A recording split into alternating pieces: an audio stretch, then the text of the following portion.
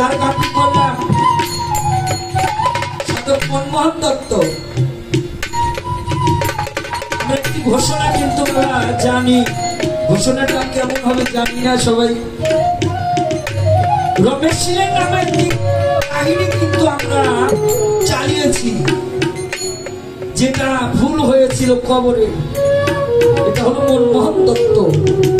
এ তারিখ আমি দরবারে গেলাম, দরবারে যে শুনি আমরা রমেশ শীলের যে ঘটনাটা বলি এটা হলো মনমোহন দত্তের বেলায় হয়েছে, কিন্তু চালিয়ে দিয়েছি রমেশ। মনমোহন দত্ত কিন্তু একটা হিন্দু, সমাজের মানুষ তাকে মেনে নেবে না নেওয়ার কারণে একসময় মনমোহন দত্ত উনি ধাম ত্যাগ করলেন। তরিকার ভাইরা সবাই মিলে মনমোহন দত্তর পুরাইতে হবে, কোন সমাজের মানুষ আর তরিকার ভাইরে বলে তরিকার ভাইরে তো পুরাইতে দেওয়া যাবে। আমার এক ভাইকে যদি এখন কেউ পুরাইতে চায় তাহলে করতে দেওয়া যাবে,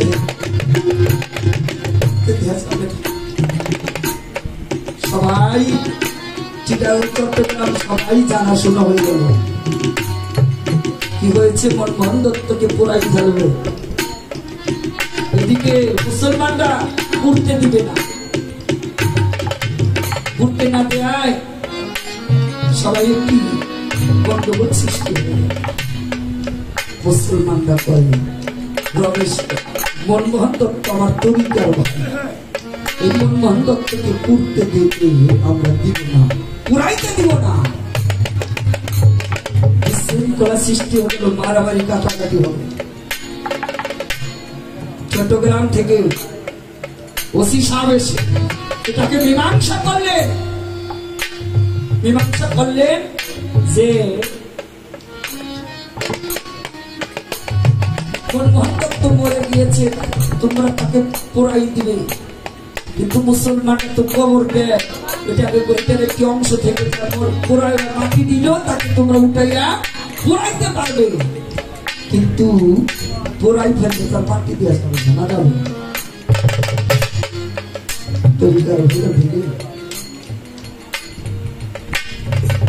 মনমোহন দত্তকে জানাজা করে গোসল করিয়ে জানাজা দিয়ে মাটিতে রাখলেন, বললেন 3 ঘন্টা পরে মনমোহন দত্তকে উঠাবে। যখন মাটি দিয়ে মাটি মঞ্জিল করে 3 ঘন্টা পরে মনমোহন দত্তকে উঠাতে গেল,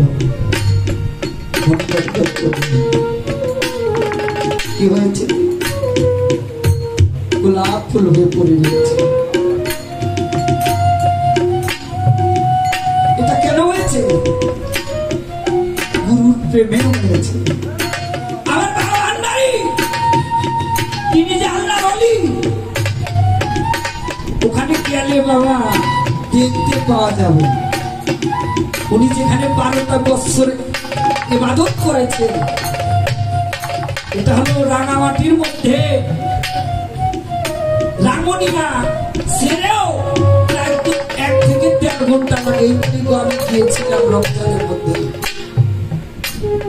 কিছুদিন আগাইলে হলো জঙ্গি মানুষ মেরে ফেলা, সেটাকে আমি আল্লাহর ওলিরা থাকি। এই জন্য বলি এই দেহটা ছেড়েছি তোমার নাম, তুমি তাই বলেছি।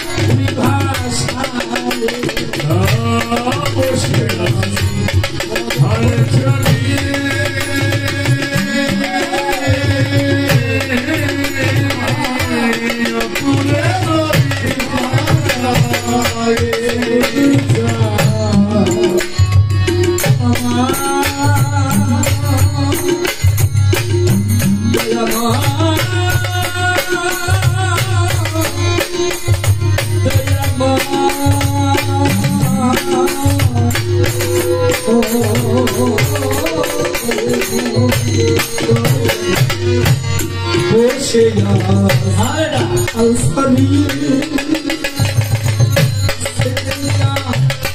কপুলে তো ভাষায়